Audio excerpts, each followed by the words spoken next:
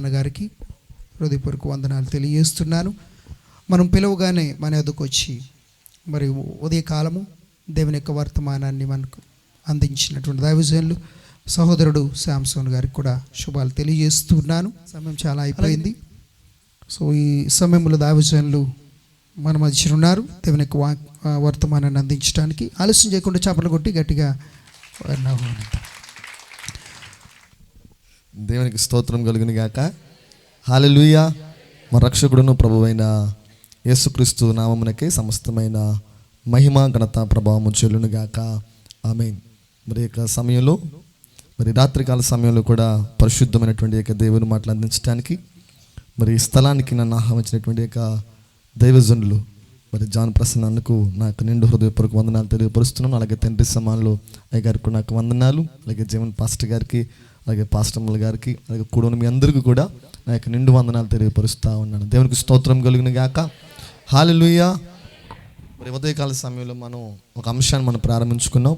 మనం ఆరాధించేటువంటి యొక్క దేవుడు ఎటువంటి దేవుడు అంటే కనుక ఆయన కొండలకు దేవుడు. ఒకసారి చెప్తారు నాతో పాటు ఈ మాట. దేనికి దేవుడు అయినా? కొండలకు దేవుడు. కొండే దేవుడు కాదు. కొండలు, రాళ్ళు, రప్పలు, పొట్టలు, మొక్కలు, చెట్లు ఇవన్నీ ఈ రోజున దేవుళ్ళు అయిపోయాయి. కానీ మనం ఆరాధించే దేవుడు కొండలకే దేవుడు. కొండ అనగా ఉన్నతమైనది, ఎత్తైనటువంటిది. ప్రతి క్రైస్తవుడు కూడా ఉన్నతమైనటువంటి ఆత్మీయత కలిగి ఉండాలి అని చెప్పి మనం మాట్లాడుకుంటూ 7 కొండల కొరకు మీకు తెలియపరుస్తా అన్నాను. వాటిలో ఉదయకాల సమయంలో మనం 3 విషయాలు నేర్చుకున్నాం, లేదా 3 కొండల కొరకు నేర్చుకున్నాం. ఒకటి మోరియా కొండ. మోరియా కొండ దేనికి సూచన అంటే కనుక దేవుని యొక్క మెప్పును పొందుకోవడానికి అది సాదృశ్యంగా ఉంది. ఆనాడు అబ్రహాం అనేటువంటి యొక్క ఒక భక్తుడు ఆ మోరియా పర్వతం మీద దేవుని దగ్గర నుండి మెప్పును పొందుకున్నాడు. ఒక మంచి సాక్ష్యాన్ని సంపాదించుకున్నాడు. అదేమిటనగా అబ్రహాం దేవునికి భయపడేవాడు.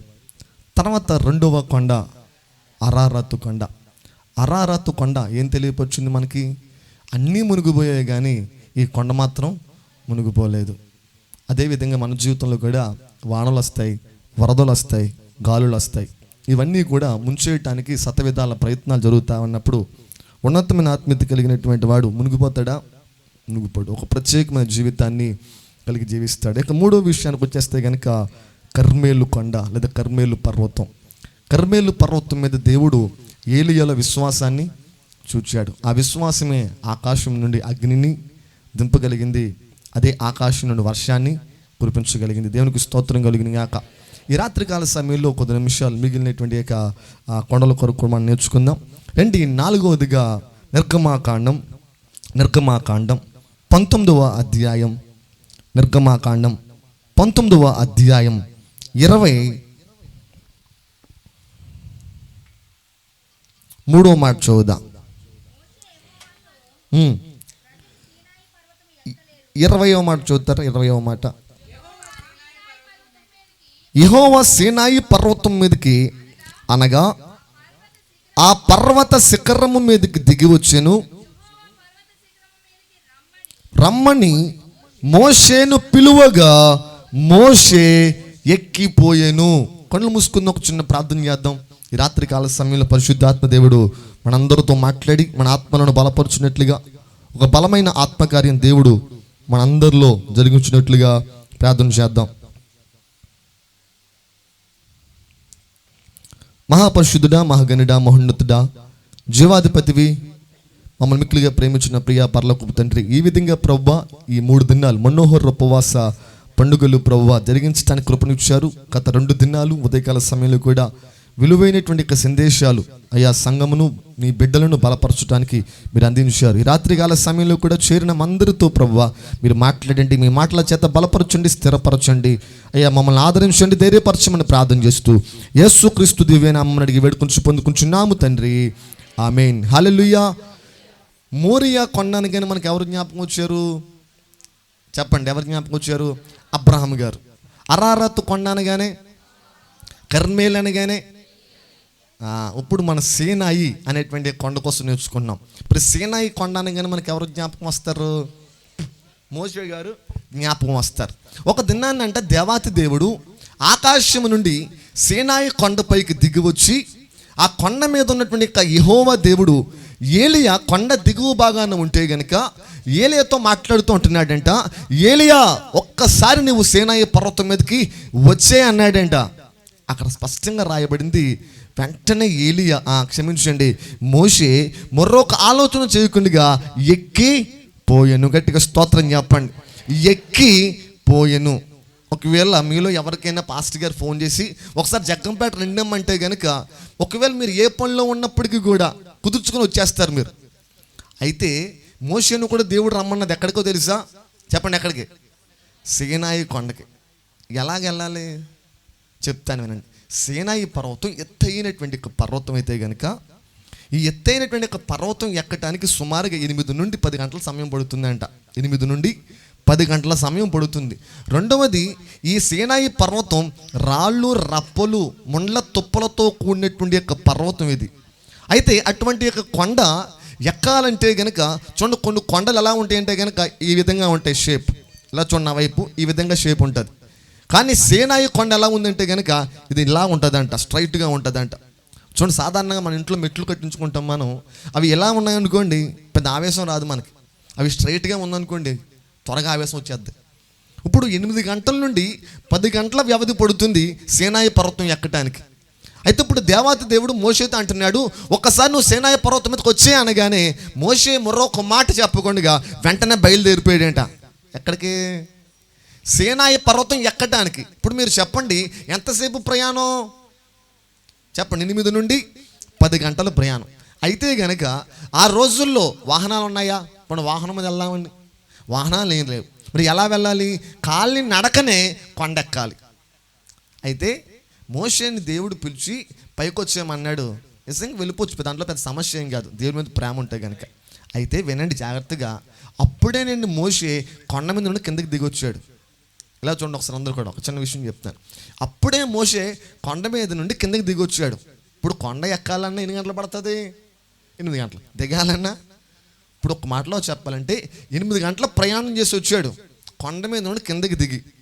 ఇలా కిందకి దిగి నేను అనుకుంటున్నాను కాలు కొడుకొని ఇంట్లోకి వెళ్తున్నాడు. బాగా కాళ్ళు లాగేస్తున్నాయేమో, కొంచెం భోజనం చేద్దామని చెప్పి. ఈ లోపల మరలా దేవుని స్వరం వినబడింది. వెంటనే ప్రభు ఏమన్నాడు? మరలా కొండ ఎక్కా అన్నాడు.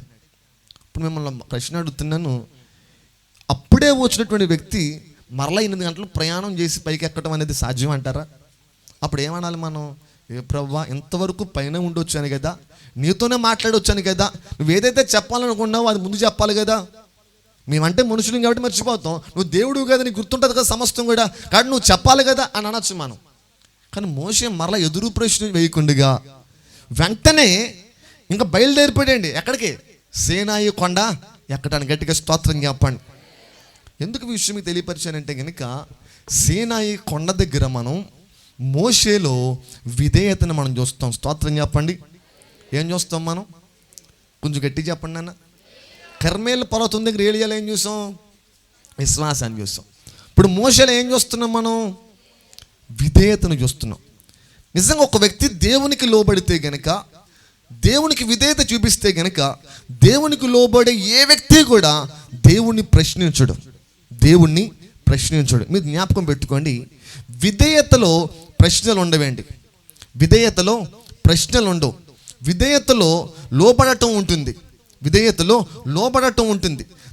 ఈ విధంగా నేను చేస్తే, వెళతే, లేదా ఇలా చేయటం ద్వారా నాకేం వస్తుంది అని చెప్పి ఎటువంటి యొక్క బదులను ఆశించడు ఆయన.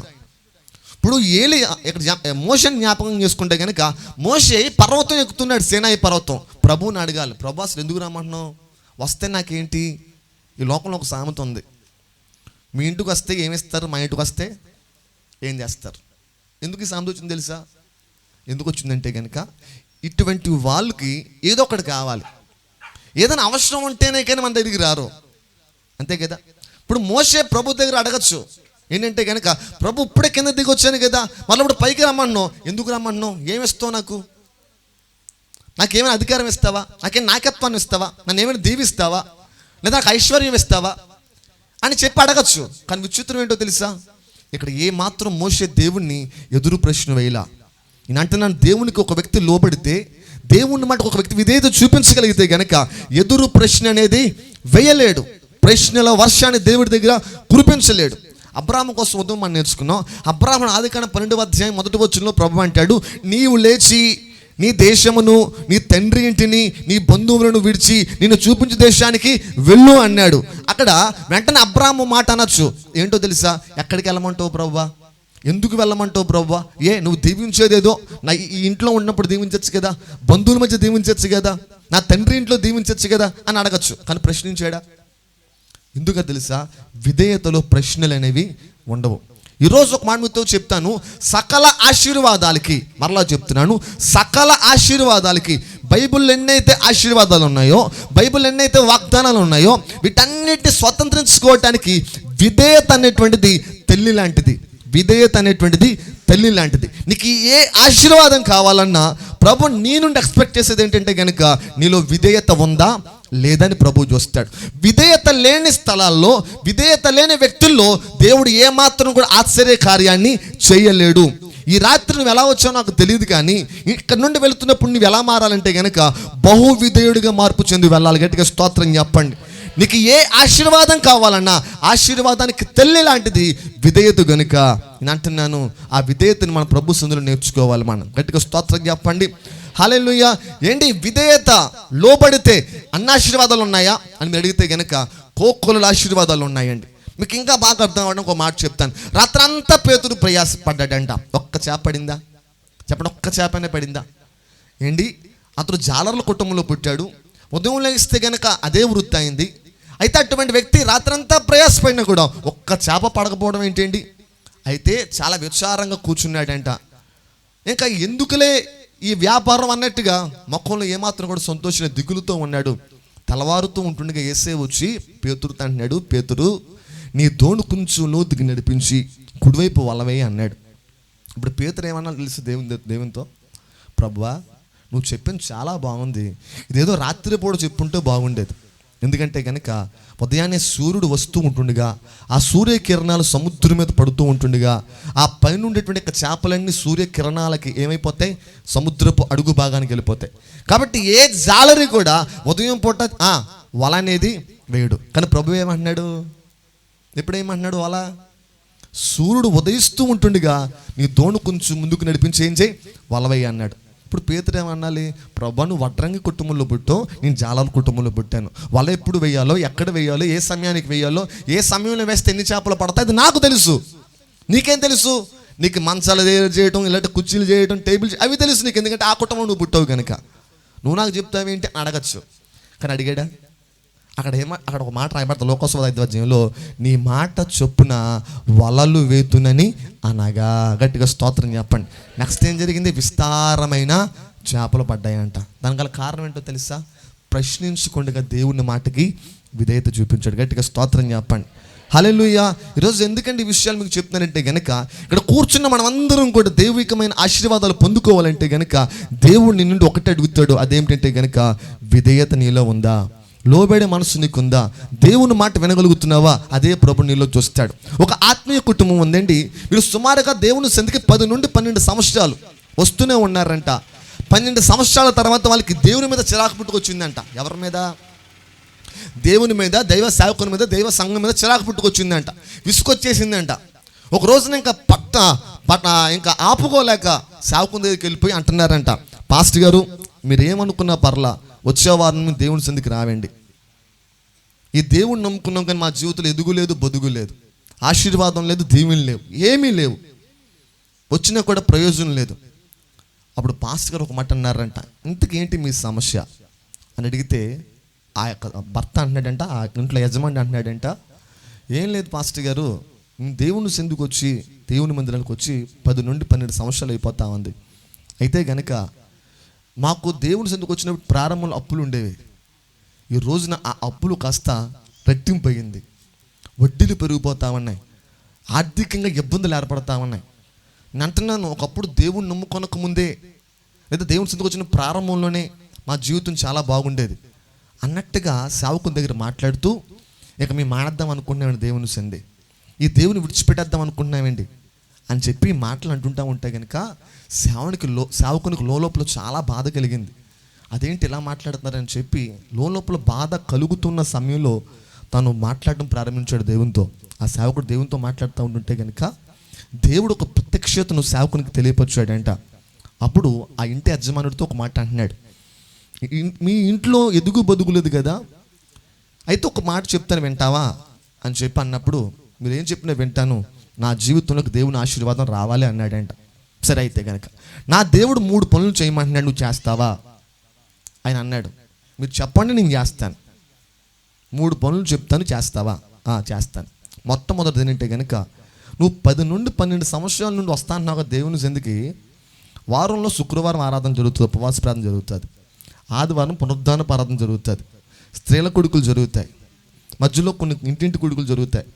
ఇలా జరుగుతున్నప్పుడు నువ్వు ఏ కొడుకులకు వస్తున్నావు అని అడిగితే యజమాని అన్నాడంట, నేను వీలైతే వారానికి ఒకసారి వస్తాను, లేదంటే కనుక 2 వారాలకు ఒకసారి వస్తాను, నాకు కుదిరినప్పుడల్లా వస్తున్నాను అన్నాడంట. అయితే ఎలా కాదు, ఎప్పటి నుండి ఎప్పుడు దైవిక సన్నిధులు ఆరాధన జరిగినా కూడా నువ్వు తప్పక రావాలి. మరలా చెప్తున్నాను వినండి, ఆదివారం ఆరాధన జరిగినా, శుక్రవారం ఆరాధన జరిగినా, ఇంటింటి కూడికలు జరిగినా, ఎప్పుడు ఏ ఆరాధన జరిగినా ప్రతి నియామక కూడికల్లో నువ్వు తప్పనిసరిగా అటెండ్ కావాలి. ఎలాగ నీ కుటుంబం అటెండ్ కావాలి. వింటావా? వింటాను. రెండవది, మరి దేవుని సంధికి ఇన్ని సంవత్సరాల నుండి వస్తున్నావు కదా, దేవునికి నీ ఆదాయంలో ఏదైనా ఇచ్చిందంటే ఏదైనా ఉందా? ఈయన తెల్లముఖం పెట్టేశాడు. వెన్న సేవకుడు అన్నాడు, అయితే ఈ వాటి నుండి నువ్వు తప్పనిసరిగా నీకొచ్చే ఆదాయంలో ఎంతైనా సరే నువ్వు తప్పనిసరిగా దేవునికి ఇవ్వవలసినటువంటి భాగాన్ని, అనగా దశమ భాగాన్ని, కృతజ్ఞత అర్పణలను దేవునికి ఇస్తావా? ఇస్తానండి అన్నాడు. మూడవదిగా, నీలో ఒక పాపం ఏలుబడి చేస్తుంది, ఒక దుష్కార్యాన్ని నువ్వు చేస్తున్నావు, ఆ పాపాన్ని విడిచిపెడతావా? పాస్టర్ గారు అన్నారు, ఆ పాపం నాకు తెలుసు, నేను చెప్పను, ఆ పాపం నీకు తెలుసు, దాన్ని విడిచిపెడతావా? వెంటనే ఆ ఇంటి యజమానుడు ఏడుస్తూ ఒక మాట అన్నాడంటే, అదేంటంటే కనుక, పాస్టర్ గారు దేవుని సంధికి క్రమంగా రావట్లా, బాగానే ఉంది, దశమ భాగం ఇవ్వట్లా, బాగానే ఉంది, కానీ నేను రహస్యంగా ఒక పాపం చేస్తున్న సంగతి నాకు తప్ప నా భార్యకు కూడా తెలియదు, నా స్నేహితులు ఎవ్వరికీ తెలియదు, కానీ ఈ రోజున నా యొక్క పాప జీవితం కోసం మీరు మాట్లాడారు కనుక నేను ఇప్పుడు నమ్ముతున్నాను, నా దేవుడు నిజమైన దేవుడు, ఇప్పుడిప్పుడే నేను విడిచిపెడతానని చెప్పి తన పాపాన్ని విడిచిపెట్టి ఆ రోజు నుండి ప్రతి నియామక కూడుకులో కూడా కూర్చున్నాడు, ఆరాధన చేస్తున్నాడు, తనకు వచ్చినటువంటి కష్టార్జితులు దేవునికి ఇవ్వాల్సిన భాగాన్ని ఇస్తున్నాడు. సంవత్సరం తిరగకుండా దేవుడు తన కుటుంబంలో ఉన్నటువంటి ప్రతి అప్పును తొలగించున్నాడు. గట్టిగా స్తోత్రం చెప్పండి. ఒక మహాపట్టణములో ఒక ఉన్నతమైన ఇల్లు కట్టుకున్నాడు అండి. గట్టిగా స్తోత్రం చెప్పండి. ఎలా సాధ్యం ఇది? ఎలా సాధ్యమైంది ఇది? మాట వినటంలో. ప్రభు చెప్తున్నాడు అది తప్పు అని చెప్పి వెంటనే విడిచిపెట్టాలి. ఇది పాపం అంటున్నాడా, వెంటనే విడిచిపెట్టగలగాలి. చాలామంది ఏం చేస్తారు తెలుసా, ప్రవ్వా రేపు విడిచిపెడతాను ప్రవ్వా, వచ్చే నెల విడిచిపెడతాను ప్రవ్వా, వచ్చే సంవత్సరం విడిచిపెడతాను ప్రవ్వా, వచ్చే ఇంకెలాగా 2 నెలల్లో 2021 వస్తుంది కనుక 2021 మరలా పాపం జోలికి వెళ్ళను ప్రవ్వా అని చాలామంది వారి యొక్క పాప జీవితంలో పశ్చాత్తాపడకుండా, విడిచిపెట్టకుండా దాన్ని ఏం చేస్తారు, వాయిదాలు వేసుకుంటూ వెళ్ళిపోతారు. ఇలాగ ఒక సేవకుడు వాక్యాన్ని బోధిస్తున్నాడు అండి. వాక్యాన్ని బోధిస్తూ ఉంటే కనుక, సేవకుడు దొంగతనం అనేటువంటి అంశం మీద వాక్యాన్ని బోధిస్తూ ఉంటుంటే కనుక ఒకటే మాట అన్నారు సేవకులు, మీలో ఎవరైనా దొంగతనం చేసినట్లయితే కనుక వెంటనే ఏ వస్తువు అయితే దొంగతనం చేశారో ఆ వస్తువుని తీసుకెళ్ళి వాళ్ళ ఇంట్లో ఇచ్చేయండి. ఒకవేళ మీకు వారితో మాట్లాడి క్షమించండి అనేటువంటి మాట అనాలనిపిస్తే కనుక ఆ మాట కూడా అనేసేయండి. ఒకవేళ ఆ మాత్రం మీరు చెప్పలేకపోతే, మీకు సిగ్గుగా ఉంటే కనుక కనీసం ఆ వస్తువు తీసుకెళ్ళి ఇంట్లో వాళ్ళకి తెలియకుండా పెట్టి వచ్చేసేయండి అంటే కనుక, ఇలాగ ఆరాధన జరుగుతుంటే ఒక యవనస్తుడు లేచి వెళ్ళిపోయాడంట. సాధారణంగా ఇక్కడ ఎవరైనా విశ్వాసులు క్షణంగా లేచి వెళ్ళిపోయాడు కూడా సీరియస్గానే, ఇక్కడ నుంచున్న వాడికి టెన్షన్ వచ్చేద్ది, అవునా? లేదా పాస్టర్ గారు టెన్షన్ వచ్చేది, ఎందుకు వెళ్ళిపోతుంటాడు అని చెప్పి. పాస్టర్ గారు వాక్యం చెప్తున్నారు కానీ ఒక యవనస్తుడు వెళ్ళిపోతే కనుక టెన్షన్ వచ్చేసింది పాస్టర్ గారికి. వాక్యం ముగించేసిన తర్వాత ఫోన్ చేస్తున్నారు, ఫోన్ లిఫ్ట్ చేయట్లా. పాస్టర్ గారు ఏమనుకున్నారంటే కానీ నేను చెప్పిన వాక్యం వాడికి ఏమైనా ఇబ్బంది కలిగించిందేమో, అందుకే మధ్యలో ఏమైపోయాడు, వెళ్ళిపోయాడేమో అనుకున్నారు. చాలాసార్లు ఫోన్ చేసి లిఫ్ట్ చేయట్లా, ఎందుకంటే ఫోను సైలెంట్ మోడ్లో ఉంది, ఇంట్లో ఉంది. విషయం ఏంటంటే కనుక ఈ వ్యక్తి ఒక ఇంటికి వెళ్ళాడండి. ఒక ఇంటికి వెళ్ళి ఆ ఇంట్లో ఒక వాచ్ ఆయన దొంగతనం చేశాడు కొంతకాలం క్రితం. అయితే కనుక ఆ వాచ్ ఇచ్చేద్దామని చెప్పి వాక్యం దేవసేవకుడు చెబుతూ ఉంటుండగానే, ఇది తర్వాత చేసేది కాదు, ఎప్పుడు చేయాలి, వెంటనే చేయాలి అని చెప్పి అక్కడే వాక్యం చెప్తుండగా లేచి ఆ వాచ్ తీసుకెళ్ళి ఇచ్చేద్దామని చెప్పి ఒక ఇంటికి వెళ్తే కనుక ఆ ఇంట్లో ఉన్న యజమాని ఏం చేస్తున్నాడు, పడుకుని పోయాడు. బయట లాక్ వేస్తుంది, డోర్ వేసేసి ఉంది. వీడు ఏం చేశాడు తెలిసే, యవనస్తుడు రాత్రి 9 గంటలకి వెళ్తే కనుక 10 అయింది, 11 అయింది, 12 అయింది, రాత్రి అయిపోయింది, తెల్లవారుజాము అయిపోయింది, ఉదయం 7 గంటలకి అయితే కనుక ఇంట్లో ఉన్న యజమాడు తిరిగ్గా లేచి న్యూస్ పేపర్ కోసం తలుపు ఓపెన్ చేశాడు, బయట ఉంటుందిగా తీసుకుందామని చెప్పి. ఈ లోపల ఎక్కడ ఉన్నాడు, కడప దగ్గర కూర్చున్నాడంట. ఈ అంకుల్కి టెన్షన్ వచ్చేసింది, ఎందుకంటే కనుక ఎందుకు ఎక్కడ కూర్చున్నాడు అని అడిగితే కనుక వెంటనే అంకుల్ గారు చేతులు పట్టేసుకుని అంటున్నాడంట, అంకుల్ నన్ను మీరు క్షమించాలి, లాస్ట్ 2 months బ్యాక్ నేను మీ ఇంటికి వచ్చాను, అలా మీ ఇంటికి వచ్చి మీతో మాట్లాడుతున్నప్పుడు మీరు అలాగ కిచెన్లోకి ఎక్కడికో బయటకు వెళ్తే కనుక వెంటనే నేను ఆ షోకేస్లో వాచ్ తీసుకొని దొంగతనం చేశాను నేను. అయితే కనుక ఇదేనో నా దేవుడు, నా సేవకుడు నాతో ఇది తప్పు, ఇది పాపం అని తెలియపరిచాడు, అందుకే నేను ఈ వాచ్ మీకు ఇచ్చేయడానికి. పోన్లేరా బాబు, నువ్వు వచ్చింది బాగానే ఉంది, కానీ అదేదో ఉదయం వస్తే సరిపోద్ది కదా. ఎప్పుడు వచ్చాడు వీడు, రాత్రే వెళ్ళిపోయాడు. అప్పుడు అన్నాడంట పాస్టర్ గారు, ఒక వ్యక్తిలో మార్పు వచ్చిందంటే కనుక ఆ మార్పు ఇతరులకి వెంటనే తెలియాలండి. నా జీవితంలో మార్పు వచ్చింది కనుక దేవుడు తన మాటల చేత మార్చాడు కనుక రేపు ఇవ్వాలనుకుంటే ఈ లోపల ఏమవుతుందో నాకు తెలియదు కనుక నేను వెంటనే ఏం చేశాను, మీ ఇంటికి వచ్చేసాను, మీరు పడుకున్నారని చెప్పి మీకోసం ఎదురు చూస్తున్నాను అన్నాడు. గడికి స్తోత్రం చెప్పండి. ఎందుకు విషయం మీకు చెప్పని చెప్పి తెలుసా, విధేయత అనేది వెంటనే జరగాలి మన జీవితంలో, లోబట్టం అనేది వెంటనే జరగాలి. చాలామంది పాపాన్ని విడిచిపెట్టడానికి ఆలస్యం చేస్తారు, వాయిదాలు వేసుకుంటూ వెళ్ళిపోతారు. అంటున్నటువంటి యొక్క జీవితం లోబడే జీవితం కాదు. ఆలస్యంగా లోబడటం కూడా అవిధేయతే. మీకు తెలుసా, ఆలస్యంగా లోబడటం కూడా అవిధేయతే. నేను అంటున్నాను, లోబడ్డావా వెంటనే లోబడాలి, వెంటనే దేవుని మాటకు విధేయత చూపించాలి. గట్టిగా స్తోత్రం చెప్పేసేయండి. ఒకటి ఇక్కడ మనం నేర్చుకున్నాం, మోషే దేవుని మాటకు లోబడి ఎక్కడికి వెళ్తున్నాడు, ఏ కొండ, సీనాయి కొండ. ఇప్పుడు మోషే ఆ రాళ్ళు రప్పలో రాత్రికాల సమయంలో బయలుదేరాడండి. అయ్యగారు రాళ్ళకి కాళ్ళకి ఆ రాళ్ళు గుచ్చుకుంటున్నాయి, ముళ్ళు గుచ్చుకుంటున్నాయి, అయినా కూడా ఏమాత్రం వెనకంజు వేయకుండా ఎక్కడికి ఎక్కుతున్నాడు, కొండెక్కుతున్నాడు.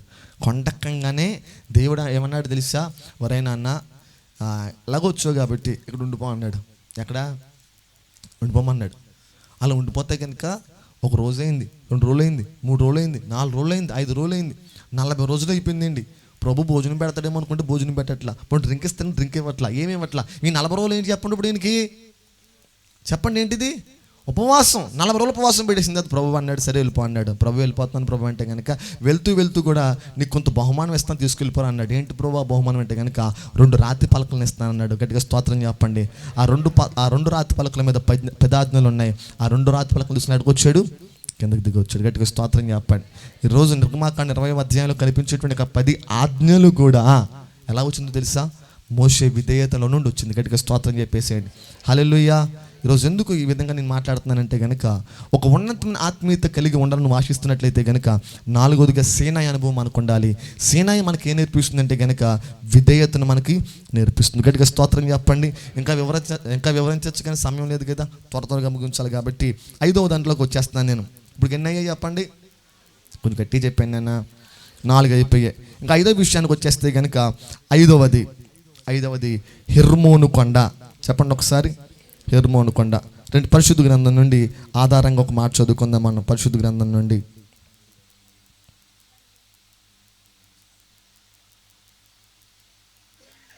కీర్తనలు 133వ సంకీర్తన 3వ మాట చదువుకుందాం. సియోను హెర్మోను మంచు వలె ఉండును, శాశ్వత జీవము అచ్చట ఉండును. గట్టిగా స్తోత్రం చెప్పండి. ఎంతవరకు కూడా ఒక్కొక్క కొండకి ఒక్కొక్క వ్యక్తిని కోసం మనం నేర్చుకుంటూ వచ్చాం, అవునా? మొదటి కొండ ఎవరు, ఏంటి, మోరియా కొండ. ఆ కొండ దగ్గర ఎవరిని చూసాం మనం, అబ్రాహాం చూసాం. 2వ కొండ అరారత్ కొండ, అక్కడ ఎవరిని చూసాం, నోహాను చూసాం.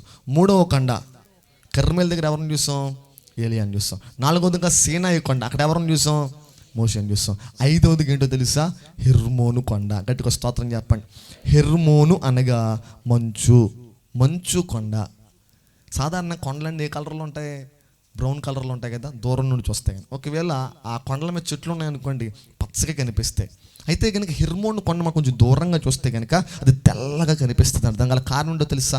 ఎప్పుడూ కూడా ప్రతి కాలంలో కూడా మంచు అనేటువంటిది ఆ కొండ మీద అలా కురుస్తూనే ఉంటుందంట. అందుకే ఈ కొండకి మరొక పేరు ఉంది. అదేంటి కనుక తెల్లని కొండ. చెప్పండి ఏంటి? తెల్లని కొండ. ఐదవదిగా తెల్లని కొండ లేదా మంచు కొండ, హెర్మోను కొండ. తెలుపు అనేటువంటి పరిశుద్ధ గ్రంథంలో పరిశుద్ధతకు సూచన. చెప్పండి చెప్పండి దేనికి సూచన?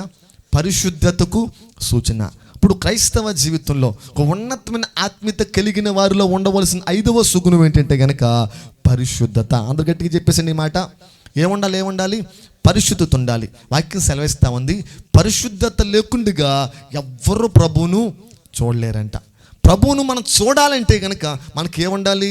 పరిశుద్ధత ఉండాలి. అయితే ఇక్కడ ఒక చిన్న సూచన ఏంటంటే కనుక ఒక వ్యక్తిలో పరిశుద్ధత ఉందని మనకు ఎలా తెలుస్తుందంటే కనుక ఒక మాట మీతో చెప్తాను. ఆ వ్యక్తి పాపాన్ని ద్వేషిస్తాడు. ఈ వ్యక్తిలో పరిశుద్ధత ఉందని మనకు ఎలా తెలుస్తుందంటే కనుక ఆ వ్యక్తి పాపాన్ని ఏం చేస్తాడు? ద్వేషిస్తాడు లేదా అసహించుకుంటాడు. ఏ వ్యక్తి అయితే పాపాన్ని అసహించుకున్నాడో ఆ వ్యక్తి పరిశుద్ధమైన జీవితాన్ని జీవిస్తున్నట్లుగా. అంటే నన్ను ఆది కాండంలో మనకి ఒక యవనస్తుడు కనిపిస్తాడు. ఆ యవనస్తుడి పేరు యోసేపు విషయానికి వస్తే కనుక యోసేపుకి పాపం చేయటానికి అవకాశం వచ్చింది. మరలా చెప్తున్నాను, పాపం చేయడానికి ఏమొచ్చింది? అవకాశం వచ్చింది. అయితే వినండి, నేను అంటున్నాను, చాలా సందర్భాల్లో పాపం చేయడానికి మనమే అవకాశాన్ని కల్పించుకుంటాం మనం. కానీ యోసేపు విషయం వచ్చేసరికల్లా యోసేపుకి ఏమొచ్చింది? ఇప్పుడు పాపం చేయడానికి అవకాశం వచ్చింది. ఎలాగా? స్త్రీ రూపంలో వచ్చింది. ఎవరేమే? పోతీఫర్ యొక్క భార్య, అందమైన స్త్రీ వచ్చింది. ఎక్కడికి? యవనస్తుడైనటువంటి యోసేపు దగ్గరికి వచ్చి అంటుందంట, రా పాపం చేసుకుందాం, రా వ్యభిచారం చేద్దాం, రా అని చెప్పి పిలుస్తూ ఉంటుంటే కనుక అడుగుతున్నాను ఒకవాడు మిమ్మల్ని, ఏ మాత్రమైనా ఆమె మాటలకి టెంప్ట్ అయ్యాడా? చెప్పండి. ఏ మాత్రం చేత నా మాటలకు శోధించబడుతున్నాడా? నేను అంటున్నాను, ఒక మాటలో చెప్తున్నాను. అక్కడ ఆయన ఏమంటాడంటే కనుక, ఇట్టి దుష్కార్యము చేయటానికి నేను దేవుని బిడ్డను కాదు, దేవుని బిడ్డను కాబట్టి ఇంటి దుష్కార్యం చేయలేని అంటున్నాడు ఆయన. అంటే ఆ మాటకు అర్థం ఏంటో తెలుసా? ఆ స్త్రీ అందరి దృష్టిలో అందమైనటువంటి ఆమె, కానీ పరిశుద్ధుడైనటువంటి ఒక యోసేపుకి ఆమె ఎలా కనబడుతుంది? ఒక రోతలా కనబడుతుంది, అసహ్యంగా కనబడుతుంది. అందుకే ఆమె ఇప్పుడు ఏం చేస్తున్నాడు? దూరం పెడుతున్నాడు. అక్కడ ఒక మాట రాయబడింది, అతడు అక్కడి నుండి పారిపోయాడంట. స్తోత్రం చెప్పండి. ఎక్కడి నుండి పారిపోయాడు? ఆ పోతీఫర్ భార్య దగ్గర నుండి పారిపోయాడంట. ఈరోజు అడుగుతున్నాను, నాన్న యవన బిడ్డలు ఇక్కడ చాలామంది ఉన్నారు. నేను అడుగుతున్నాను, నీ దేహానికి దీపం ఏంటో తెలుసా? నీ కళ్ళు పవిత్రంగా ఉంటే కనుక నీ దేహం అంతా పవిత్రంగా ఉంటుంది. రోజు ఎంతమంది అండి పవిత్రంగా ఉండగలుగుతున్నారు? ఎంతమంది తన కళను పవిత్రంగా ఉంచుకోగలుగుతున్నారు? కళ్ళు పవిత్రంగా ఉంటే ఒళ్ళు కూడా, చెప్పండి, పవిత్రంగా ఉంటుంది. ఈరోజు మన కళ్ళల్లోనే భయంకరమైనటువంటి పాపం జరిగిపోతుందండి. ఈరోజు ఒక మాట మీతో చెప్పనా, పాపం అనేది ఎక్కడో లేదండి. ఒకసారి మీకు చెప్పినట్టున్నాను, పాపం ఒకప్పుడు నెట్ కేవ్స్లో ఉండేది. అవునా? నెట్ కేవ్స్లో ఉండేది. చూడండి, మీరు ఇంటర్నెట్స్కి వెళ్తే కనుక ఇంటర్నెట్స్లో అన్నీ కూడా క్యాబిన్స్ లాగా ఉంటాయి. ఎందుకు? లోపల చేసేది ఎవరికి కూడా కనబడకూడదని. అందుకే చాలామంది అశ్లీల దృశ్యాలు చూడటానికి ఎక్కడికి వెళ్ళేవాళ్ళు? ఈ ఇంటర్నెట్ కేవ్స్కి వెళ్ళేవారు. కానీ సాతాను ఎంత తెలివైన వాడంటే కనుక ఈ రోజులు ఎవరు ఇంటర్నెట్ కేవ్స్కి వెళ్ళక్కర్లా. ఆ ఇంటర్నెట్ కేవ్స్లో చూసేటువంటి అశ్లీల దృశ్యాల్ని ఎక్కడ తీసుకొచ్చి పెట్టాడు? ఎక్కడ తెచ్చిపెట్టాడు? చేతిలో పెట్టాడు. కొన్ని సందర్భాల్లో నువ్వు వాటిని ఓపెన్ చేయక్కర్లా, ఓపెన్ చేయకుండానే పైకి వచ్చేస్తున్నా నోటిఫికేషన్స్ రూపంలో. అవునా? ఫేస్బుక్స్ ఓపెన్ చేయండి, లేదా ట్విట్టర్స్ ఓపెన్ చేయండి, వాటిలో అశ్లీల దృశ్యాలే కదా. ఈరోజు ఎందుకు ఈ విషయం చెప్తున్నానంటే కనుక, ఏదో విధంగా సాతాను నీ కళ్ళను పాడు చేయడానికి ప్రయత్నాలు చేస్తాడు. ఎందుకు కళ్ళను పాడు చేస్తాడంటే కనుక, కళ్ళు ఎప్పుడైతే పాడవుతా ఉందో ఆటోమేటిక్గా చూసిన దాన్ని చేయడానికి మనిషి అడుగులు ముందుగా వేస్తాడు. మనిషి ఏదైతే చూస్తాడో చూసి దాన్ని కోరుకుంటాడు, దాన్ని జుర్రుకోవడానికి ప్రయత్నం చేస్తాడు. అది పొందుకోవడం కోసం ఎక్కడికైనా తాను పరుగులు పెడతాడు. అందుకే వాక్యం సెలవిస్తూ ఉంది, నీ కళ్ళు ఎలా ఉండాలి? పవిత్రంగా ఉండాలి. నీ కళ్ళు పవిత్రంగా ఉంటే కనుక నీ ఒళ్ళంతా పవిత్రంగా ఉంటుంది. ఒక బస్సు డ్రైవరు ఆ అమ్మాయిలందరినీ కూడా, యవన పిల్లలందరినీ కూడా ఆయా స్థలాల నుండి కాలేజీకి తీసుకెళ్తా ఉండేవాడు అన్నమాట. అలా తీసుకెళ్తున్నప్పుడు ఆ యొక్క వ్యాన్లో, ఆ స్కూలు లేదా కాలేజ్ వ్యాన్లో అందరూ అమ్మాయిలు ఎక్కేవారు, యవ్వన బిడ్డలు. అలా ఎక్కుతున్నప్పుడు జరిగిన సంఘటన ఏంటే కనుక, వీడు ఫ్రంట్ డ్రైవర్ సీట్లో కూర్చునేవాడు. అసలు వెనక్కి తిరిగేవాడు కాదు. అమ్మాయిలందరూ ఎక్కటం, కాలేజ్ అమ్మాయిలందరూ ఎక్కటం, లోపల కూర్చోవటం, మాట్లాడుకోవటం అన్నీ జరుగుతూ ఉండేవి.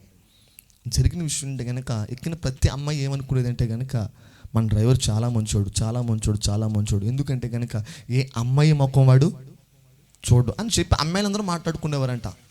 భయంకరమైన పాపం ఏంటో తెలుసా, వీడు వెనక్కి చూసేవాడు కాదు, కానీ అమ్మాయిలందరూ ఎక్కటాన్ని తన ముందు ఒక మిర్రర్ పెట్టుకుని మిర్రర్లో చూసేవాడంట. ఆ మిర్రర్లో చూస్తూ కూడా అమ్మాయిలను చూసి కళ్ళతో పాపం చూశాడు. ఆ కళ్ళతోనే తన యొక్క ఆ శరీర యొక్క సౌఖ్యాన్ని, ఆనందాన్ని పొందుకుంటూ ఉండేవాడు. ఇలా జరుగుతూ ఉంటుండగా దేవుడు చూశాడండి. 1 సంవత్సరం చూశాడు, 2 సంవత్సరాలు చూశాడు, 3 సంవత్సరాలు చూశాడు, 4 సంవత్సరాలు చూశాడు. కానీ ఆ నేత్రాలతో చేసేటువంటి పాపాన్ని మాత్రం ఆయన విడిచిపెట్టలా. ఉదయం మీకు చెప్పాను, మన దేవుడు క్రియలు చేస్తేనే దూషించేవాడు కాదు, క్రియలు చేస్తేనే శిక్షించేవాడు కాదు. మన తలంపులు చెడిపోయినా కూడా దేవుడు మనల్ని ఏం చేస్తాడు, శిక్షిస్తాడు. ఆదికాండం 5వ అధ్యాయంలో దేవుడు వారిని చూసినప్పుడు వారి తలంపులు ఎలా ఉన్నాయి చెప్పండి, ఎలా ఉన్నాయి? చెడిపోయాయి. ఈ వ్యక్తి కూడా తలంపులు ఎలా ఉన్నాయి, చెడిపోయాయి. దానికి గల కారణం చెడు చూపులు. దావీదు పడిపోయాడు కదా, దావీదు బత్షెబతో పాపం చేశాడు కదా. ఎలా పాపం చేశాడు, దానికి గల కారణం ఏంటో తెలుసా? సాయంకాల సమయంలో ఆ మిద్దె ఎక్కి చెప్పండి చూచాడు కదా. అప్పుడు ఏం పని చేసాయి? కళ్ళు పని చేసాయి. ఆ కళ్ళే పాపం చేయటానికి ప్రేరేపించాయి. ఈ యొక్క డ్రైవర్ కూడా, వ్యాన్ డ్రైవర్ కూడా కొన్ని సంవత్సరాలుగా ఆ కళ్ళతో ఆ ఆడపిల్లను చూస్తూ కళ్ళతోనే పాపం చేస్తున్నటువంటి యొక్క సమయంలో జరిగిన సంఘటన ఏంటి కనుక, ఒక దినాన్న తను వెళ్తా ఉన్నాడు. తన ముందు ఒక పెద్ద లారీ వెళ్తుందంట. లారీ నిండా కూడా ఊచలు ఉన్నాయంట, ఐరన్ ఊచలు ఉంటాయి కదా, ఐరన్ ఊచలు ఉన్నాయంట. అది ముందు వీడు వెనకాల వెళ్తున్నాడు, అది ముందు వెళ్తుంది, వెనకాల వెళ్తున్నాడు. కొంత సమయం తర్వాత జరిగిన సంఘటన ఏంటి కనుక, ఆ ఊచలను కూడా వాళ్ళు సరిగ్గా బైండ్ చేయలేదు, సరిగ్గా వారు కట్టలేదు. ఎప్పుడైతే అది సరిగ్గా కట్టలేదో చాలా వేగంగా లారీ వెళ్తా ఉందామో ఊచలను ఒక్కొక్కటి పడిపోతూ ఉన్నాయి. అలా పడిపోతున్నప్పుడు వాటిలో చాలా లావైనటువంటి ఒక ఊచ వచ్చి తను ఏ డ్రైవర్ సీట్లో అయితే కూర్చున్నాడో తన ముందున్నటువంటి మిర్రర్ ఉంటుంది కదా, అక్కడికి వచ్చేది గుచ్చుకుంది అంటండి. అది గుచ్చుకుంటే అక్కడితో ఆగిపోతే బాగుండేది, కానీ వచ్చి కళ్ళల్లో గుచ్చుకుంది. అక్కడికక్కడ కళ్ళను పోగొట్టేసుకున్నాడు వాడు. దానికి గల కారణం ఏంటో తెలుసా? ప్రభు చూస్తూ వచ్చాడు, కళ్ళను కంట్రోల్ చేసుకోలేకపోయాడు, కళ్ళతో పాపం చేయటం మానలేకపోయాడు. దానికి కారణాన్ని దేవుడు ఏం చేశాడు? కళ్ళు లేకుండా చేసి పాడేశాడు. గట్టిగా స్తోత్రం చెప్పండి. ఎందుకు విషయాలు మీకు చెప్తానంటే కనుక, నాన్న పరిశుద్ధత దేవుడు ఆశించేటువంటిది. వాక్యం సెలవిస్తా ఉంది, నేను పరిశుద్ధుని కనుక మీరును కూడా పరిశుద్ధులై ఉండాలి. పరిశుద్ధత ఎంత విలువైందో ఒక్క మాట చెప్పి ముగిస్తాను నేను. ఇలా చూడండి ఒకసారి, పరలోకానికి వెళ్ళిన తర్వాత పరలోకంలో పాటలు పాడేవాళ్ళు, ఆరాధన చేసేవాళ్ళు, ప్రసంగికులు గుంపు, లేదంటే కనుక లేదా బాగా తలాంతులు కలిగిన వారి గుంపులు, లేదంటే కనుక బాగా అందం కలిగిన వారి గుంపులు ఉంటాయో లేదో నాకు తెలియదు, కానీ పరలోకంలో మాత్రం ఒకే ఒక గుంపు ఉంటుందండి, ఒకే ఒక గుంపు. ఆ గుంపుకు ఒక పేరు ఉందండి, అది పరిశుద్ధుల గుంపు. గట్టిగా స్తోత్రం చెప్పండి. నువ్వు పరలోకం చేరాలంటే భూమి మీద నీకు పాట వచ్చినా పాట రాకపోయినా పర్లా, ఆరాధన వచ్చినా ఆరాధన రాకపోయినా పర్లా, ప్రార్థన చేయటం వచ్చినా రాకపోయినా పర్లా, వాక్యం బోధించడం వచ్చినా రాకపోయినా పర్లా, నీకు జీవితం ఉన్నా లేకపోయినా పర్లా, ఆదాయం ఉన్నా లేకపోయినా పర్లా, చదువు ఉన్నా లేకపోయినా పర్లా, నువ్వు ఎలా ఉన్నా పర్లా, కానీ భూమి మీద నీకు పరిశుద్ధత ఉంటేనే పరలోకంలో ఉన్న పరిశుద్ధుల గుంపులో నువ్వు చేర్చబడతావు. గట్టిగా స్తోత్రం చెప్పండి. ఈ రాత్రి నువ్వు అనుకోవచ్చు, పరిశుద్ధత ఏమిస్తుందంటే కనుక, పరిశుద్ధత భూమి మీద నేను తలెత్తుకునేలా చేస్తుంది, పరిశుద్ధత భూమి మీద ధైర్యంగా జీవించేలా చేస్తుంది, పరిశుద్ధత భూమి మీద పరసంబంధమైన ఆశీర్వాదాలు పొందుకునేలా చేస్తుంది. అదే పరిశుద్ధతకు వ్యతిరేకమైన పదం ఏంటో తెలుసా? పాపం ఏం చేస్తుంది కనుక ఒక వ్యక్తికి అవమానాన్ని తీసుకొస్తుంది, సిగ్గును తీసుకొస్తుంది, తల దించుకునేలా చేస్తుంది, ఆ వ్యక్తి యొక్క జీవితంలో సంబంధించిన సమస్తాన్ని కూడా దూరం చేసి పాడేస్తుంది, చివరికి ఒంటరిగా మార్చేస్తుంది. పాపానికి అంత శక్తి ఉందండి. కానీ అదే పరిశుద్ధంగా మన జీవితానికి ఇష్టపడితే కనుక ఈ లోకంలో తలెత్తుకొని మనం బతుకుతాం, పరలోకంలో కూడా యేసుతో పాటు మనం జీవించగలుగుతాం. గట్టిగా స్తోత్రం చెప్పండి. రోజు నేను అడుగుతున్నాను, నీకేం కావాలి? పరిశుద్ధత కావాలా? అయితే కనుక రాత్రి ప్రభుని అడుగు, ప్రభు నిజంగా నా కళ్ళు కూడా పాడైపోయి ప్రభువా, నా యొక్క క్రియలు కూడా పాడైపోయి ప్రభువా, నేను చెడిపోయి ఉన్నాను తండ్రి, ఎంతో మానుకోవాలనుకున్నాను, మానుకోలేకపోతున్నాను. అయితే ఒక మాట మీతో చెప్తాను. బైబిల్ గ్రంథంలో ఒక తండ్రి ఉన్నాడండి. ఆ తండ్రి తన కొడుకుని తీసుకొని యేసుక్రీస్తు ప్రభు వారి యొక్క శిష్యుల దగ్గర తీసుకొచ్చాడు. ఎందుకు తీసుకొచ్చాడంటే కనుక ఆడు ఎక్కడ నీళ్ళు కనిపించినా, ఎక్కడ అగ్ని కనిపించినా దాంట్లో దూకేస్తూ ఉంటాడు. తెర శిష్యుల దగ్గర తీసుకొస్తే శిష్యులు ఏమో ప్రార్థన చేస్తే దయ్యం పోలా. అప్పుడు ప్రభు అన్నాడు, నమ్ముట నీ వలనైతే నమ్మవానికి సమస్తము. అప్పుడు తండ్రి ఏమన్నాడు తెలుసా? ప్రభువా, నమ్మితే ఏదైనా సాధ్యం అంటున్నావు కదా, నమ్మాలని నాకు ఉంది కానీ నమ్మలేకపోతున్నానయ్యా, అప్పనమ్మిక నాకు రాకుండా సహాయం చేయి ప్రభువా. అద్భుతం కదండి. నమ్మితే కార్యాలు జరిగిపోతాయి, కానీ నమ్మలేకపోతున్నాను, ఆ అపనమ్మిక నాకు రాకుండా. నేను అంటున్నాను, నీ రాత్రికాల సమయంలో పరిశుద్ధంగా ఉండాలనుకుంటున్నాను ప్రభువా, పరిశుద్ధంగా ఉండలేకపోతున్నాను, పరిశుద్ధంగా ఉండటానికి నువ్వు సహాయం చేయు ప్రభువా అని నువ్వు ప్రార్థించగలిగితే కనుక నీకున్న ఆశను బట్టి దేవుడు నిన్ను బలపరుస్తాడు. గట్టిగా స్తోత్రం చెప్పండి. కొంచెం గట్టిగా చెప్తారా? హల్లెలూయా. కొంచెం గట్టిగా చెప్పండి అన్న, హల్లెలూయా. ఈ రాత్రికాల సమయంలో హెర్మోను అనేటువంటి యొక్క పర్వతం, హెర్మోన్ అనే కొండ మనకి ఏం నేర్పిస్తుందంటే కనుక పరిశుద్ధంగా జీవించండి, పరిశుద్ధంగా జీవించండి. 6వ దాంట్లోకి వెళ్ళిపోతున్నాను. 6వ కొండ ఒలీవల, చెప్పండి ఏ కొండ? ఒలీవల కొండ.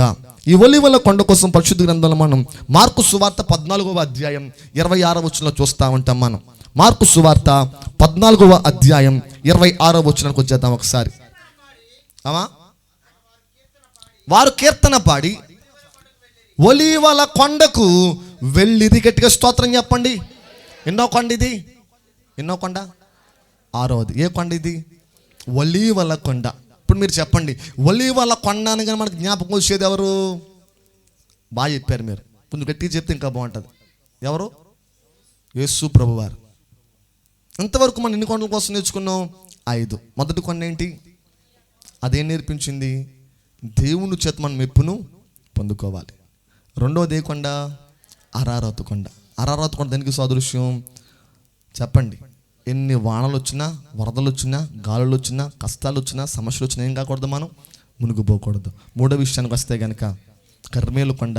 విశ్వాసంతో అద్భుతాలు ప్రభువు చేస్తాడు, విశ్వాసాన్ని ప్రభు చూడగలగాలి. 4వ కొండ సీనాయి కొండ దగ్గర ప్రభు మోషేలో ఏం చూశాడు? విధేయతను చూశాడు. సకల ఆశీర్వాదాలకి తల్లి ఏంటి చెప్పండి? విధేయత.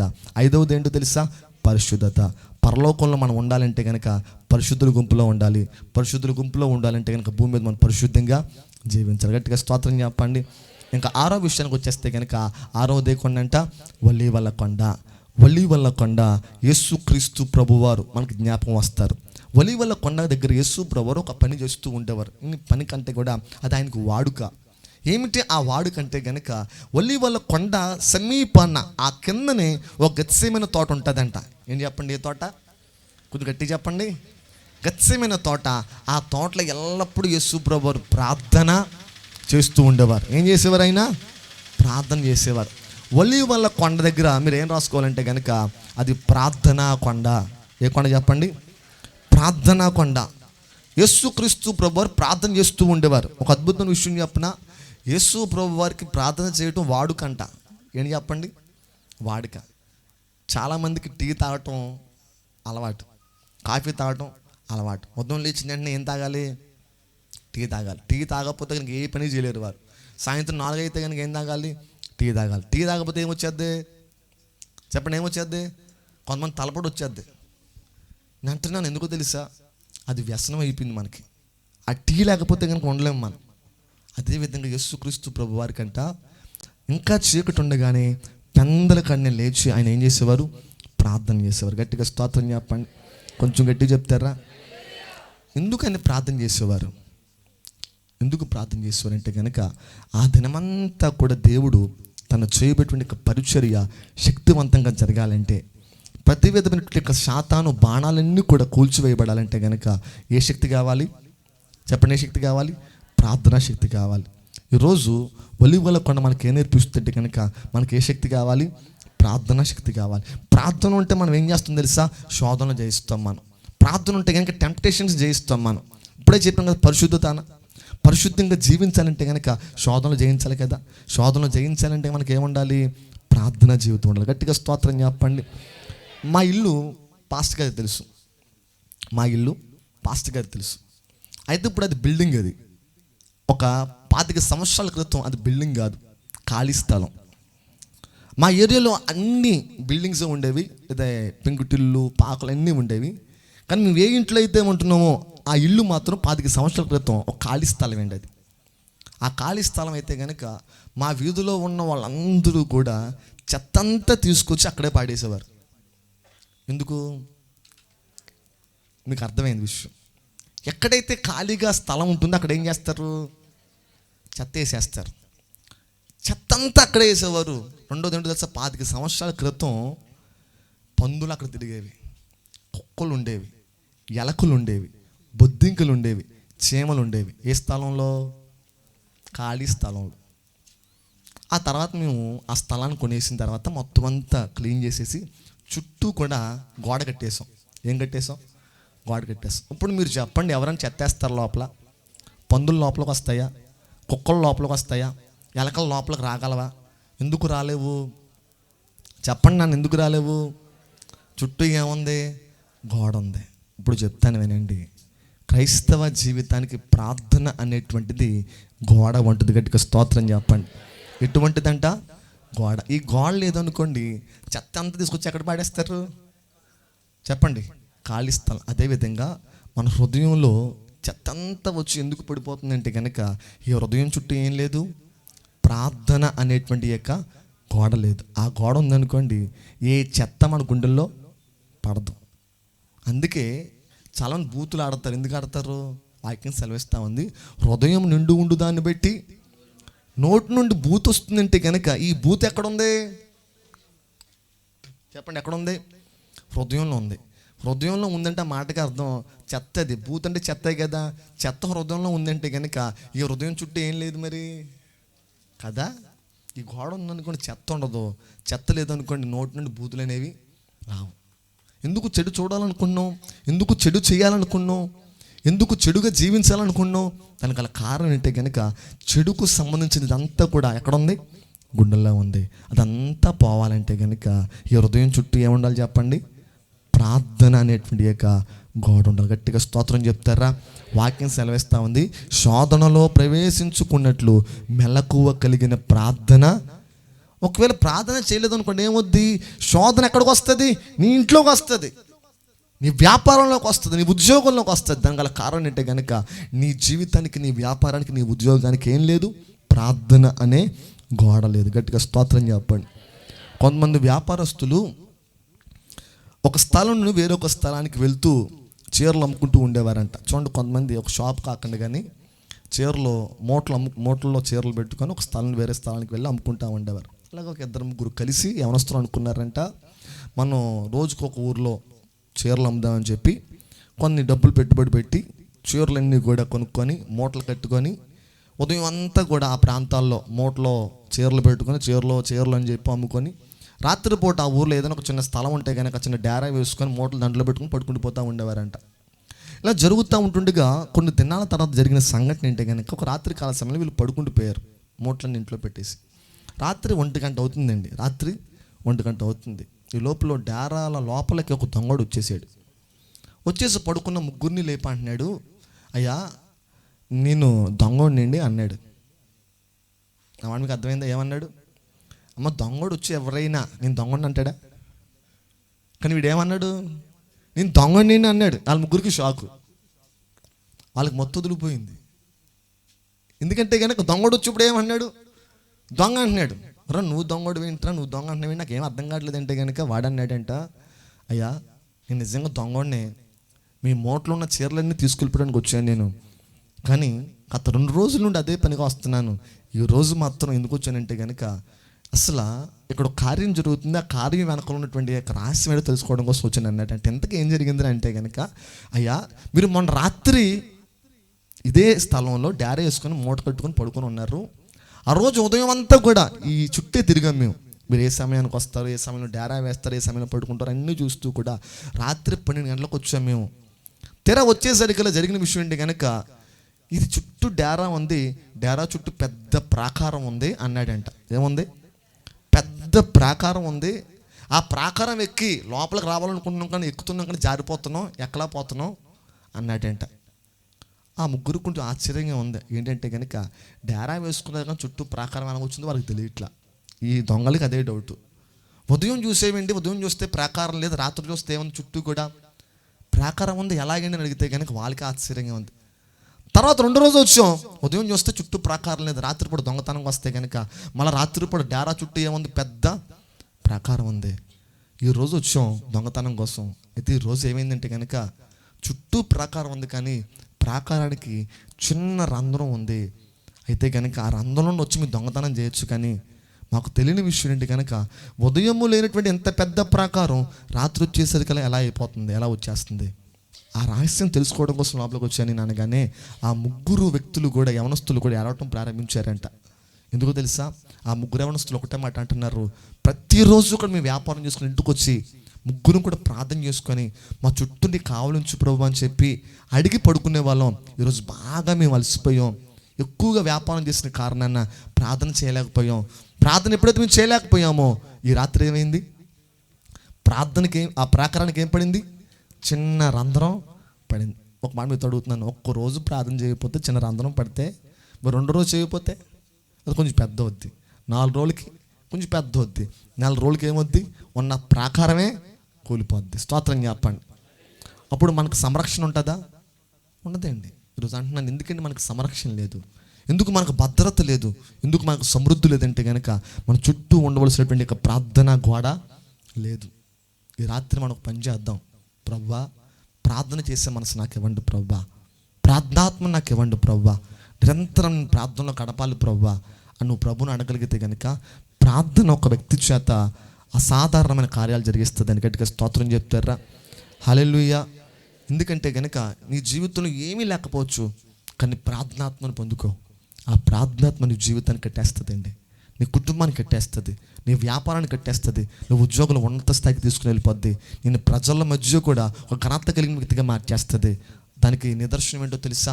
బైబిల్ ఎంతోమంది వ్యక్తులను చూస్తాం. ఈరోజు మా లాంటి వ్యక్తులను చూస్తున్నారంటే దానికి ఆధారం ఏంటో తెలుసా? దేవుడు మాకు ఇచ్చినటువంటి ప్రార్థన ఆత్మ. గట్టిగా స్తోత్రం చెప్పేసేయండి. ఒలీవల కొండ దగ్గర యేసు ప్రభువారు ఏం చేసేవారు? ప్రార్థన చేసేవారు. ఆయన 40 దినాల ఉపవాసం ఉండి ప్రార్థన చేస్తే కనుక సాతాను వచ్చాడంట యేసు ప్రభువాన్ని శోధించడానికి. ఆయన జయించాడా లేదా? ఎలా జయించాడైనా? ప్రార్థన. ఈరోజు ప్రార్థన అనేటువంటి ఆయుధాన్ని మనకు కలిగి ఉందాం. చివరిగా ఒక మాట చెప్పేస్తున్నాను. చివరిగా 7వ కొండనంటే కనుక కల్వరి కొండ. గట్టిగా స్తోత్రం చెప్పండి. ఏ కొండ? ఏ కొండ? కల్వరి కొండ. ఒకసారి 6 కొండల కోసం చెప్తారు మీరు, పేర్లు ఏంటో చెప్పండి ఒకసారి. మోరియా కొండ, అరారత్తు కొండ, కర్మేలు కొండ, సీనాయి కొండ, హెర్మోను కొండ, ఒలీవల కొండ, చివరిగా కల్వరి కొండ. కల్వరి కొండ అనగానే మనకి జ్ఞాపకం వచ్చిందంటే తెలుసా? యేసుక్రీస్తు ప్రభు వారి యొక్క ప్రేమ త్యాగం. స్తోత్రం చెప్పండి. ఈ కల్వరి కొండకి మరొక పేరు ఉంది, గొల్గొతా కొండ. గుర్తుందా మీకు? గొల్గొతా కొండ. ఈ గొల్గొతా అనేటువంటి కొండ కపాలము ఆకారంలో ఉంటుందంట.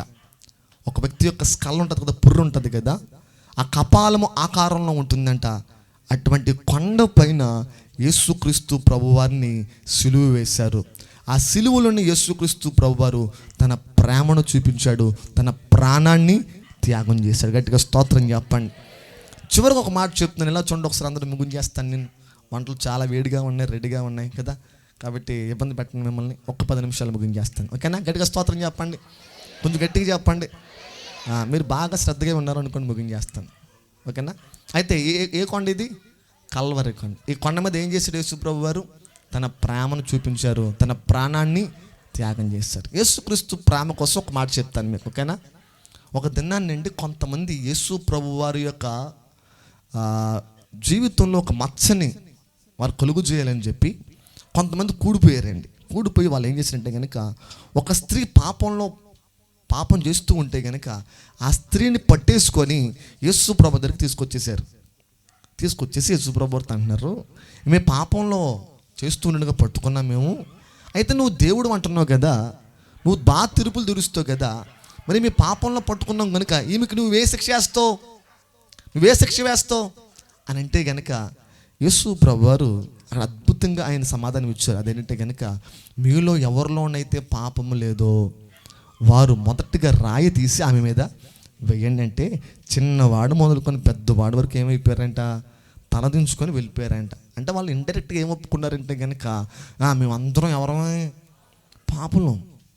అయితే ఒక మాట మీతో చెప్తాను, దొరికితే దొంగ, దొరకపోతే ఎవరైనా సరే దొరికితే దొంగ, దొరకపోతే దొర్ర. ఆమె దొరికిపోయింది కనుక తీసుకొచ్చేసారు. అక్కడ ఒక ప్రశ్న వేయాలి మీకు. ఏంటి ఆ ప్రశ్న అంటే కనుక, ఏంటి ఆ అమ్మాయిని తీసుకొచ్చారు, మరి ఆమెను తీసుకురాలా? పాపం చేస్తూ పట్టుకున్నప్పుడు ఇద్దరిని పట్టుకోవాలి కదా, మరి ఇద్దరిని పట్టుకున్నప్పుడు ఇద్దరిని తీసుకురావాలి కదా. ఆమె ఒక్కరిని ఎందుకు తీసుకొచ్చారు?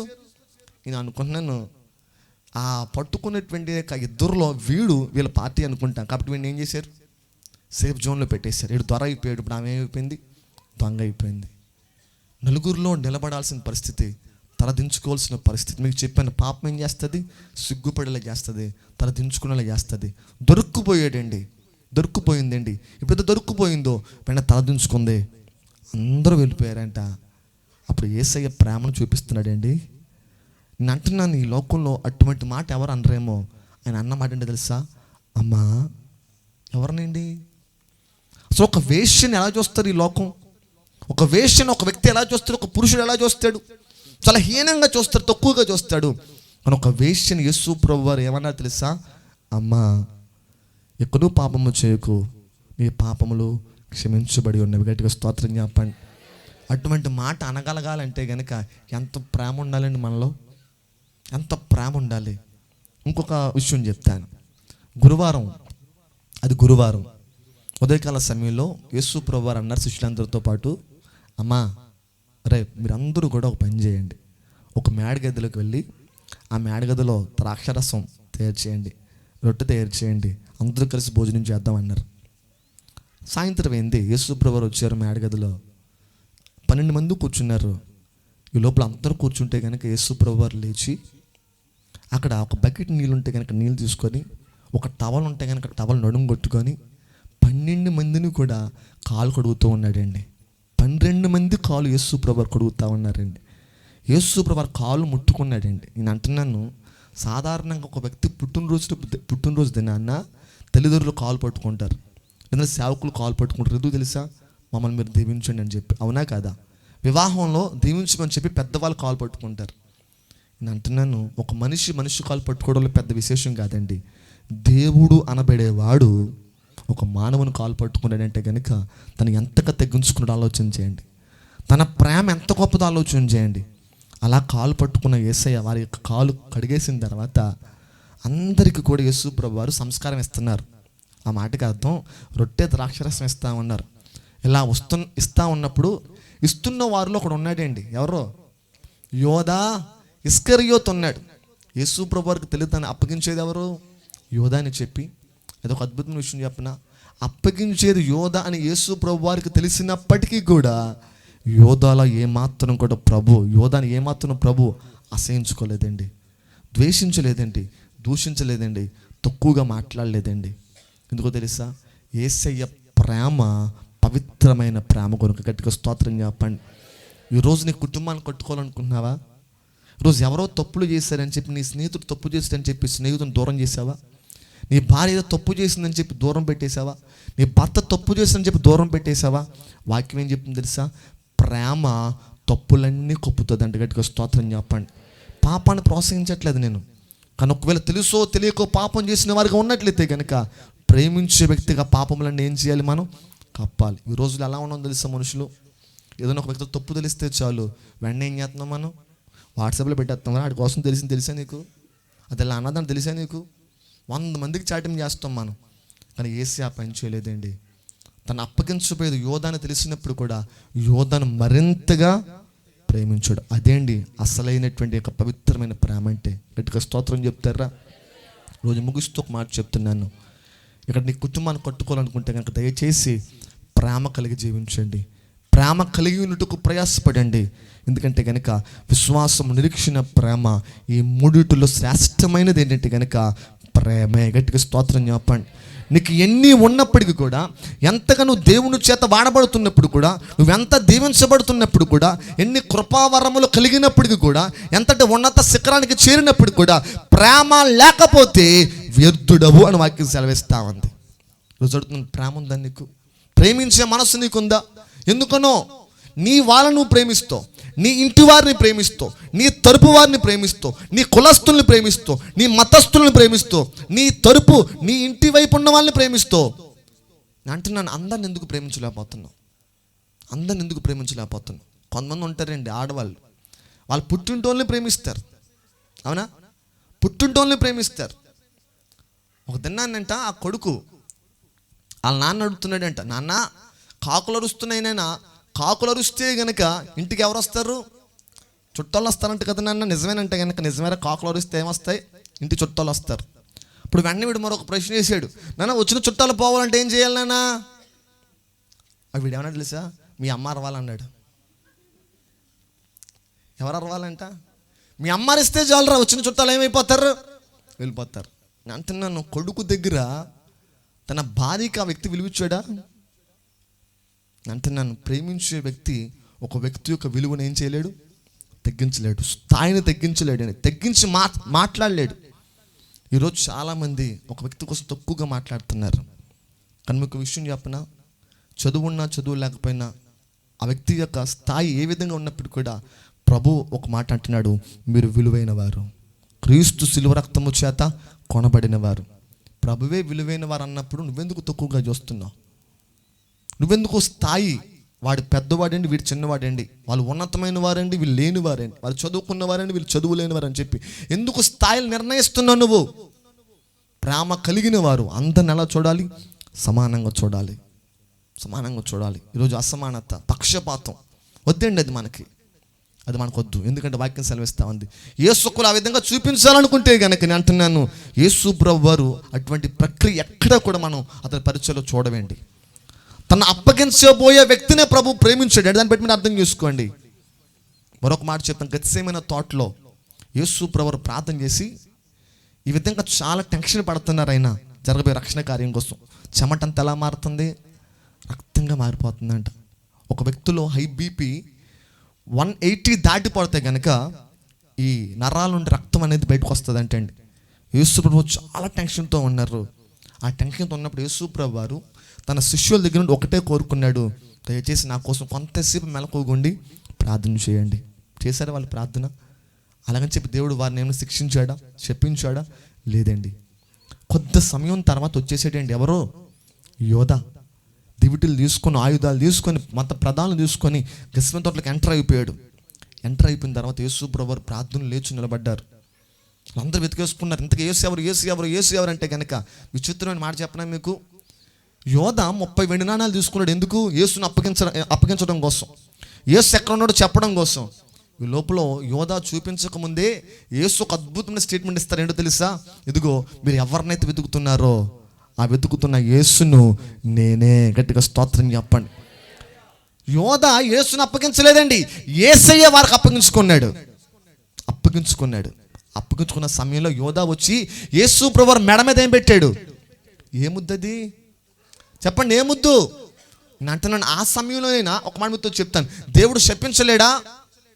అదే దేవాది దేవుడు అదే వారంలో సోమవారపు దినాన యెరూషలేముకు వస్తున్నప్పుడు, బేతనియ నుండి యెరూషలేముకు వస్తున్నప్పుడు ఒక చెట్టును చూశాడంట. చెట్టు నిండా ఆకులు ఉన్నాయంట. ఆయనకు ఆకలి వేస్తా ఉంది. ఆకలి తీరుస్తుందేమో అనుకుంటే కనుక చెట్టు దగ్గరికి వెళ్ళేసరికల్లా చెట్టు దగ్గర ఏమి లేవు, ఫలాలు లేవంట. వెంటనే ప్రభువు అన్నాడు, ఈ చెట్టు శపింపబడును కాక అనగానే వారు మరలా యెరూషలేము నుండి మరలా బేతనియకి వెళ్తూ ఉంటుండగా దారిలో చూస్తే కనుక చెట్టు ఎలా ఉంది? శపించబడి ఉందంటే, ఎండిపోయి ఉందంటే అండి. చెట్టును శపించిన దేవుడు యోధాను శపించాలి కదా, శపించాడా? శపించలేదండి. ఎందుకో తెలుసా? అతనిలో ఉన్న ప్రేమ తన నోటును శపించేలాగా చేయలేదు. ఈరోజు ఎంతోమంది అండి శపించేస్తున్నారు, శాపనార్థాలు పెట్టేస్తున్నారు. నువ్వు పాడైపోవాలి, కూలిపోవాలి, నాశనం అయిపోవాలి, నువ్వు ఎక్కడో దగ్గర పడిపోవాలి అన్నట్టుగా శాపాలు పెట్టేస్తున్నారు. నన్ను నీలో ప్రేమ ఉంటే, దైవ ప్రేమ ఉంటే, పవిత్ర ప్రేమ ఉంటే, క్రీస్తు ప్రేమ ఉంటే ఏ ఒక్కరిని కూడా నీవు శపించలేవు, కీడు చేయలేవు. నువ్వు పేతురు ఉన్నాడు, పేతురు ఒకటే మాట అన్నాడు, ప్రభు ఎవరైనా వదిలేస్తారో నేను మాత్రం నేనేం చేయను, వదలను అన్నాడు. ఫస్ట్ వదిలేసింది ఎవరు? అయినా పేతురు 3 సార్లు అబద్ధం చెప్తే కనుక యేసు ప్రభు వారు సిలువను మోసుకుంటూ వెళ్తున్న సమయంలో పేతురు వైపు ఒక్కసారిగా చూసాడండి యేసయ్య. అక్కడ ఎలా చూసాడంటే కనుక దయతో చూసాడంట. ఆ దయ కలిగిన చూపులే పేతురును మార్చేశాయంట. స్తోత్రం చెప్పండి. ఈరోజు యవనస్తుల కళ్ళల్లో కామం కనిపిస్తే యేసయ్య కళ్ళల్లో ప్రేమ కనిపిస్తుందండి. స్తోత్రం చెప్పండి. ఈరోజు నీ కళ్ళు చూస్తున్నప్పుడు ఎదుటి వ్యక్తి ఏం చూడగలుగుతున్నాడు, ఏం చూడగలుగుతున్నాడు? సెలవిస్తా ఉన్నాను, ఈ కొండ తెలియపరుస్తూ ఉంది యేసు ప్రేమ. యేసు ప్రేమ ఎంతటి విలువైన ప్రేమ అంటే కనుక ఆయన కొట్టినా, ద్వేషించినా, దూషించినా, ఆయన ఎంతగా ఇబ్బంది పెట్టినా కూడా ఆయన ఒకటే మాట్లాడాడు, తండ్రి వీరేమీ చేయొచ్చిన వీరిని క్షమించండి ప్రభువా. ఎలా అనగలరండి ఆ మాట? నువ్వు ఎందుకు క్షమించలేకపోతున్నావు నీ తండ్రిని? నీ తల్లిని ఎందుకు క్షమించలేకపోతున్నావు? నీ భార్యను ఎందుకు క్షమించలేకపోతున్నావు? నీ స్నేహితులు ఎందుకు క్షమించలేకపోతున్నావు? దానికి కారణం ఏంటో తెలుసా? నీలో ప్రేమ లేదు. ఈ రాత్రి ప్రభు పక్షాలు కూడా ఒక మాట మీతో చెప్తాను. ఒకవేళ క్షమించని స్వభావంతో అక్కడ కూర్చున్నట్లయితే కనుక కలిసి రాత్రి ప్రార్థన అయిన తర్వాత ఇంటికి వెళ్ళిన తర్వాత ఒకవేళ నీ భార్యతో సమాధానం నీకు లేదేమో, నీ భర్తతో సమాధానం లేదేమో, నీ బంధువుతో సమాధానం లేదేమో, నీ స్నేహితులతో సమాధానం లేదేమో, ఈ రాత్రి ఒక ఫోన్ కాల్ చేసి లేదా వారి ఒక చేయి పట్టుకొని క్షమించండి, తప్పు అయిపోయింది, మళ్ళీ ఇంకెప్పుడు ఇటువంటి తప్పు నేను చేయనండి, నేను మిమ్మల్ని ప్రేమిస్తున్నాను చెప్పి నువ్వు చెప్పగలవా? నన్ను కుటుంబాన్ని కొట్టుకుంటావు, నాన్న నీ స్నేహ బంధాన్ని కొట్టుకుంటావు, నీ ప్రేమ బంధాన్ని స్థిరపరుచుకుంటావు. ప్రభు ఎందుకనో మాట్లాడుతున్నాడు. ఒకవేళ అసమాధానంగా వచ్చేవేమో, సమాధానంగా వెళ్ళాలని ప్రభు ఆశిస్తున్నాడు కనుక ఈ మాటలు నీతో మాట్లాడుతున్నాడు. ముగిస్తున్నాను. ఒక ఉన్నతమైన ఆత్మీయత కలిగిన వ్యక్తిలో ఈ 7 అనుభవాలు ఉంటాయి. అట్టి కృప దేవుడు మన అందరికీ దయచేయను గాక. కళ్ళు మూసుకుందాం, ప్రార్థన చేద్దాం. కళ్ళు మూసుకుందాం, ప్రార్థన చేద్దాం.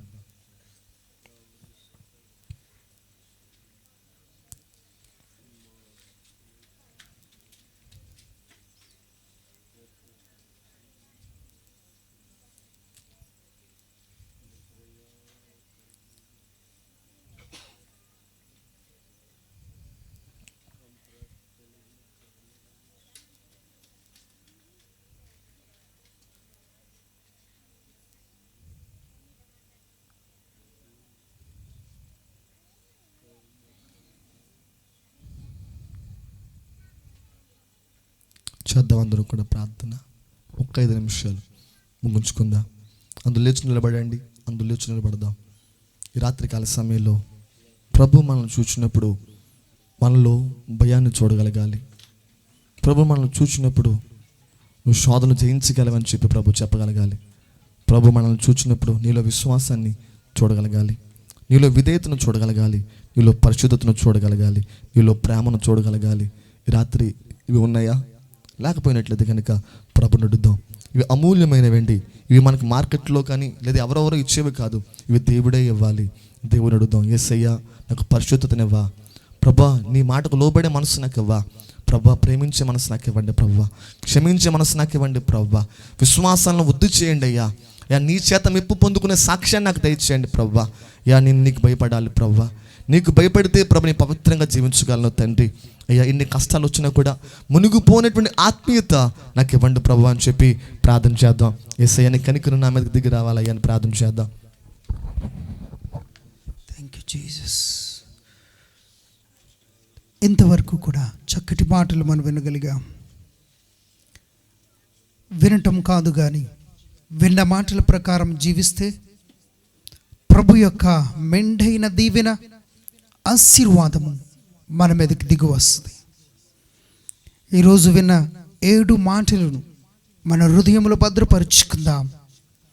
ప్రభు మనను దీవించబోతున్నాడు. ప్రభు తన కృపచేత మనలను బలపరచబోతున్నాడు. ప్రతి వారికి 2 చేతులు పైకెత్తి ప్రభుని వేడుకుందాం. యేసయ్యా విన్న మాటల ప్రకారము నేను జీవించడానికి సహాయం చేయండి ప్రభువా. ఇదిగో మోరియా కొండ గురించి మనం నేర్చుకున్నాం. ఒక్కసారి జ్ఞాపకం చేసుకోండి. అక్కడ అబ్రహాములో ప్రభువు భయమును చూస్తాడు.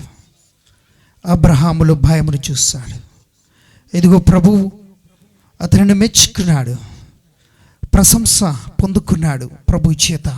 ఎందుకనగా అతనిలో దేవుడంటే భయం ఉన్నది. ఈరోజు అరారాతు కొండల గురించి కూడా చూసాం. ఇదిగో అక్కడ ఆ కొండ మునిగిపోనది.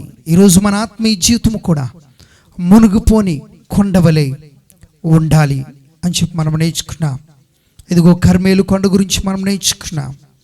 అక్కడ విశ్వాసం చూసాం. మన విశ్వాసం అభివృద్ధిపరచబడాలి. సీనాయి పర్వతం గురించి చూసాం. అక్కడ విధేయత, మోషేలో ప్రభువు విధేయత చూస్తున్నాడు. ఇదిగో హెర్మోను పరిశుద్ధత. హెర్మోను ఏ విధముగా అయితే తెల్లని కొండ, అది మంచు కురుస్తూ ఉంటుందో, ఆ మంచు పరిశుద్ధతకు సాదృశ్యంగా ఉంది. ఇదిగో పరిశుద్ధత మనలో ఉండాలి. ఒలీవల కొండ ప్రార్థన, యేసు ప్రభువారి వలె ప్రార్థించాలి. ఆయన పగలంతా పరిచర్య చేసి రాత్రంతా కూడా ప్రార్థన చేస్తుంటేవారు. ఈరోజు అలాంటి ప్రార్థన మనం చేస్తే ప్రార్థన మన చుట్టూ కూడా గొప్ప ప్రాకారాన్ని నిర్మిస్తుందని మనం నేర్చుకున్నాం. ఇదిగో చివరిది గొల్గోతా అనబడినటువంటి కొండ, లేక కల్వరి కొండ. ఆ కొండ దగ్గర యేసు క్రీస్తు వారి యొక్క ప్రేమను చూసాం. ఈ రాత్రి మాటలు వింటున్నా నీవు. ఇదిగో ప్రభు నేను ఎంతగానో ప్రేమిస్తున్నాడు, కావున నీవు కూడా ప్రేమించాలి. దేవుని ప్రేమను పొందుకున్నావు. ఇదిగో అపరాధముల చేత, నువ్వు పాపముల చేత నువ్వు చచ్చి ఉండగా ప్రభు నిన్ను ప్రేమించాడు.